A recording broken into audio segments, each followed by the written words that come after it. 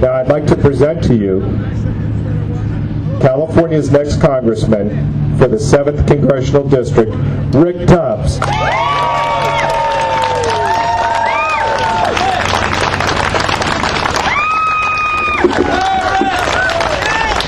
Thank you very much. Thank you very much. Today's September 11th, 2010. 9 years ago, you knew exactly where you were. Every one of us knows exactly where we were that morning that all our lives changed. I want to take you back a few days and months before 9/11/2001. My life was going great. I actually remember walking out to pick up the paper in the morning in my bathrobe and looking at the front page, and my president wasn't on the front page after all those years of Bill Clinton and being on the front page every day. And I thought, life is good. This is good. It took, I think it was on page 13 of the Vacaville Reporter, Ryan, where'd you go? That I read about my President George Bush at his ranch in Crawford with a chainsaw in his hand, taking care of some brush. I said, life is good. I was working for a major airline, and for this small town boy that grew up on welfare, we were making more money than I knew what to do with, although my wife found plenty to do with it. And I was also working for the reserves. And I said, these reserves are kind of getting in the way of my good life. I've got everything going good for me. Things are going in the right direction. I think I'm going to quit. Then 9/11 happened. And all our lives changed. And we faced a challenge. This country faced a challenge that we never really had before. An enemy that didn't have a country. Something that we had to learn how to fight. And that's why we're here 9 years from now still fighting that battle. Because here's what America's about. And this is what I'm going to talk about today, and how we get from today, 9 years later, to where we want to be, back to those good days.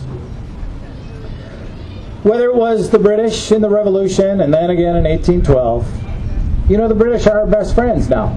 We won those wars and made them our friends. If it was the Spanish War, the Mexican-American War, the Civil War, World War I, it took a second war to make the Germans our friends, then the Japanese. But America wins wars and then makes our enemies our friends.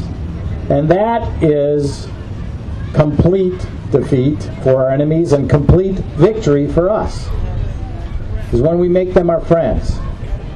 This is going to be a hard one. How do we make this enemy our friend when they are so dedicated to our destruction?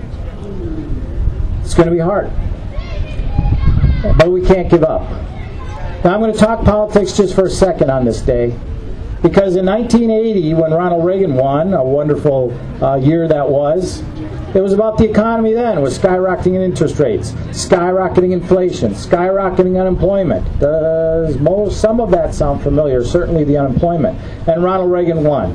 In 1992, it was the economy stupid, according to our future president at that time, Bill Clinton. Again, it was the economy. And we're running this election in 2010 based on a lot to do with the economy, right?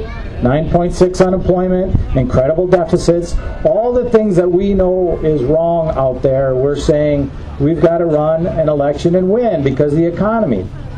But the reason someone like me is going to beat someone like George Miller this year is because, much like 9/11, we are facing something different in this election than just the economy. Our American freedom is under assault from the growing government that we're seeing. Whether it's taking over the banking industry, taking over the car industry, taking over the student loan industry, one after another, as our government grows, our freedom fades. And that's why this election is so important. Because we really want to preserve that American freedom. We want to preserve that American freedom. And as we think about what we're going to do over the next 50 plus days, I want you to sign up. I want you to enlist. I want you to feel like this election is as important as it gets, because it is. We're going to go out there and we're going to win. Because we can and because we must. A lot of good people died 9 years ago today. A lot of good people rose up and saved a lot of lives and did a lot of good. And then a lot of good people have been fighting the good fight since. I want to introduce Dustin Sanderlin right there. He is an Iraq war veteran, and he's helping me out. Thank you to anybody else in the crowd. Please stand up. Anybody that's been fighting this fight for the last 9 years, please stand up. Where'd that sergeant go? Thank you very much. I'm going to tell you, I've been in and out of Afghanistan, in and out of Iraq many, many times fighting this war. Many times. And proud to do it every time I've gone. This fight's worth fighting. If you have any doubt about it, go back and look at the pictures again. I'm going to give you a little personal moment right now. On that September 11th day, I was woken up by my wife saying, "This is incredible, you got to come down and see what's going on." And I saw the first rerun of the second plane hitting the second tower. And I was stunned. I mean, I really didn't understand what was going on as I'm watching it. I'm still half awake. And that day, sitting on the couch, numb, watching the planes hit the towers over and over and over again, all day long, because that's what the news was showing, I just couldn't believe it. And finally, what knocked me out of it was my daughter, I think Audrey. You were 4 years old? 3 years old? She's building buildings with Dixie cups. And she takes a Dixie cup and she comes in and goes, crash! And knocks it over. And that's what knocked me out of my days. It's like, Dad, this is not good. You got to get out of it and you got to take care of your kids. And so we turned the TV off and we started thinking about other things and trying to get the kids back into their world instead of what was happening. That is why I'm running for Congress today. That is why I'm doing what I'm doing, because I'm being a dad again for my kids. I see their American dream threatened. I see their good life that we have all enjoyed threatened by what's going on.